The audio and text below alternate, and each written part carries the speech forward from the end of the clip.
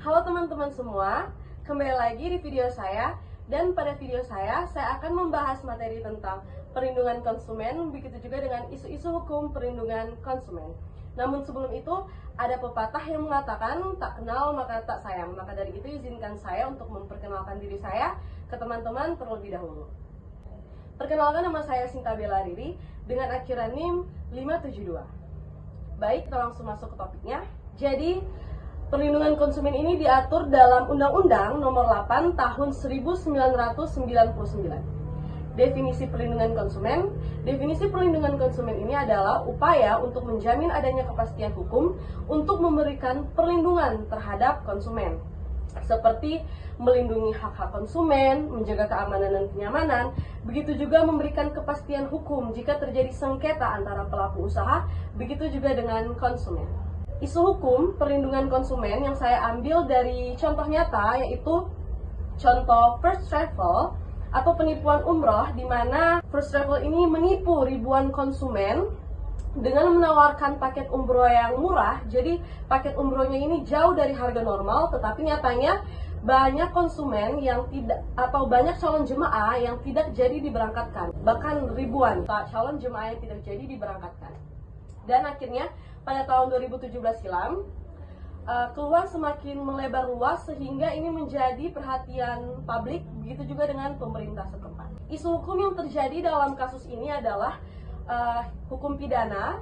Jadi penipuan, pencucian uang, dan penyelesaian kasusnya, si pemilik dari First Travel ini yang bernama Andika Surakman, begitu juga dengan istrinya yang bernama Anissa Hasibuan, berhasil ditangkap dan dipidanakan, dan juga semua asetnya disita oleh negara. Nah, mungkin saya ingin memperjelas lagi yang tadi. Jadi isu hukum dalam kasus First Travel ini, dia termasuk dalam yang saya bilang tadi, penipuan. Jadi dia masuk dalam hukum pidana, penipuan atau fraud, dan juga pelanggaran hak konsumen atas jasa yang sudah dijanjikan, dan juga adanya ketidaktransparan penggunaan dana. Oke. Dan tujuan dari perlindungan konsumen ini adalah meningkatkan kesadaran dan kemandirian konsumen, mengangkat harkat konsumen dengan menghindari akses negatif dalam penggunaan produk, begitu juga meningkatkan pemberdayaan konsumen dalam memilih dan menuntut haknya. Begitu juga ada asas perlindungan konsumen, yaitu yang pertama ada asas manfaat. Segala upaya harus memberikan manfaat sebesar-besarnya bagi konsumen dan pelaku usaha.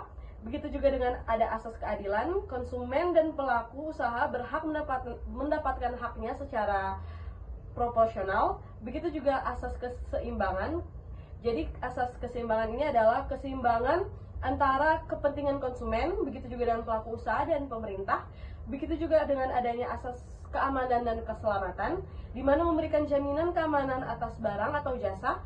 Begitu juga ada asas kepastian hukum, di mana konsumen dan pelaku usaha menaati hukum. Begitu juga dengan adanya asas kepastian hukum, di mana konsumen dan pelaku usaha menaati hukum dan mendapatkan keadilan. Lembaga perlindungan konsumen ada BPKN atau Badan Perlindungan Konsumen Nasional. Jadi tugasnya memberikan saran dan rekomendasi kepada pemerintah. Begitu juga ada Badan Penyelesaian Sengketa Konsumen, yaitu di mana menangani dan menyelesaikan sengketa.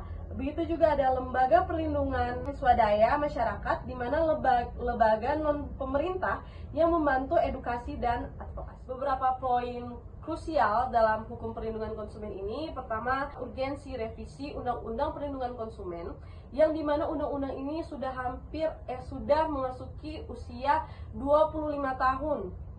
Jadi tidak lagi mampu merespon dinamika pasar modern, begitu juga dengan e-commerce, sehingga perlu penyesuaian secara total.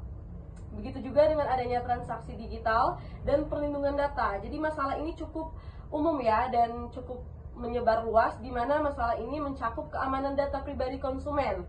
Baik teman-teman semua, begitu dulu video dari saya. Saya harap semoga video ini bisa bermanfaat bagi teman-teman semua. Jangan lupa untuk like, komen, dan subscribe channel ini.